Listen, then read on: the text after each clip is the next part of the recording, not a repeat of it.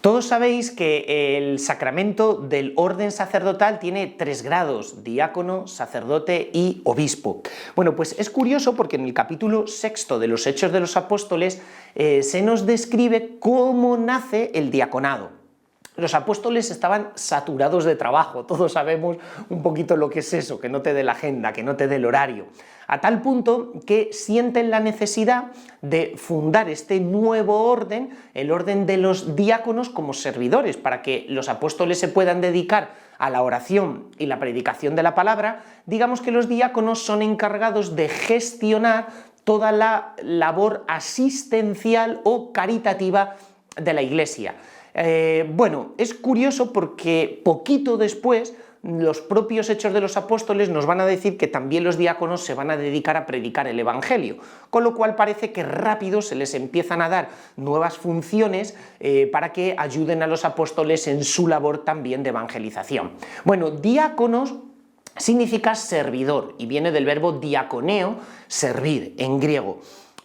Curiosamente, todo nace en una discusión, porque se ponen a discutir los cristianos que hablan griego, los de lengua helenista, los helenistas, con aquellos que hablan arameo, diciendo que mutuamente ambos grupos están descuidando la labor asistencial de sus viudas. En aquella época no había subsidios de ningún tipo y entonces había que preocuparse de los grupos sociales más desfavorecidos. Es por lo que los apóstoles quieren redoblar esfuerzos y escogen a 7 hombres llenos de fe y de Espíritu Santo. Fijaos qué 2 características tan bonitas: lleno de fe y lleno de Espíritu Santo, con lo cual aquí San Lucas nos está dibujando cómo tiene que ser el alma de aquel que se quiere poner a servir a Cristo, lleno de fe y lleno de Espíritu Santo. Y a la vez se nos da otra pista. Me parece muy interesante la cuestión de la discusión, porque a veces Dios aprovecha determinadas dificultades en nuestra vida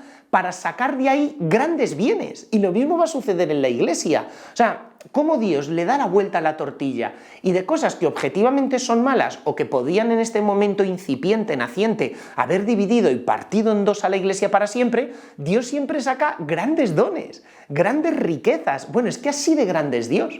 Por eso, cualquier situación de crisis en la vida, plantéate qué quiere Dios con esto.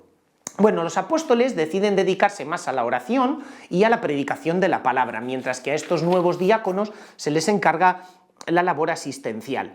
Dice que buscaron informes de qué personas podían ser adaptarse a esta situación, pero que estuvieran llenos de espíritu de sabiduría. Esto es clave. Sabiduría no es que conocieran mucho, supieran mucho, no. Sabiduría en la Biblia proviene de sapere en latín, y sapere significa saborear, es decir, personas que tuvieran experiencia de Dios, que saborearan a Dios, que supieran quién es Dios, que se alimentasen de Él, ¿veis? Es distinto a meramente tener mucha información en la cabeza.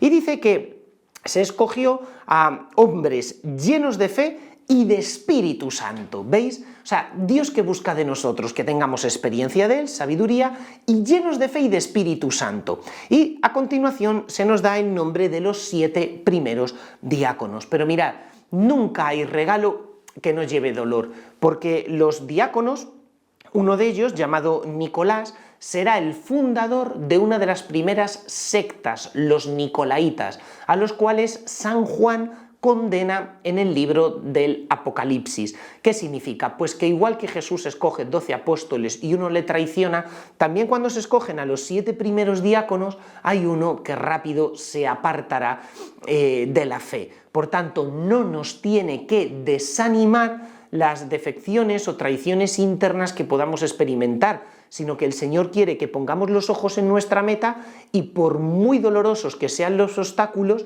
nos sepamos sobreponer. Bueno, el fruto que se deriva de la elección de estos diáconos es espectacular en la Iglesia. Dice, la palabra de Dios crecía, nos cuenta San Lucas en los Hechos, y aumentaba mucho el número de discípulos en Jerusalén, es decir, en la ciudad que precisamente había traicionado al Señor y había perseguido a los cristianos. Y un grupo grande de sacerdotes comenzaban a obedecer la fe. Cuando se refiere a sacerdotes, son sacerdotes judíos. O sea, precisamente el partido de los saduceos, el que había condenado a Jesús, el que había logrado meter en prisión a Pedro y a Juan la primera vez, el primer juicio ante el Sanedrín, y si vais precisamente al vídeo anterior o los anteriores, el que había conseguido este partido meter de nuevo a Pedro en prisión y juzgarle. Bueno, pues de estos se convierten muchos. Es decir, Dios siempre nos sorprende y a través de grandes crisis otorga a la Iglesia grandes bendiciones. Por eso que en la vida tenemos un momento de crisis, pues tú mira al cielo y di gracias Señor, porque sé que me aguarda una enorme bendición. Conocemos también por la primera carta a Timoteo que este don del orden sacerdotal, ya sea en su grado de diácono, de sacerdote o de obispo, se transmite a través de la oración consecratoria y la imposición de manos. Por tanto, vemos cómo la Iglesia ya desde los primeros momentos realiza aquello mismo que actualmente sigue llevando a cabo. Pues querida familia, acompañadme en este recorrido por los Hechos de los Apóstoles.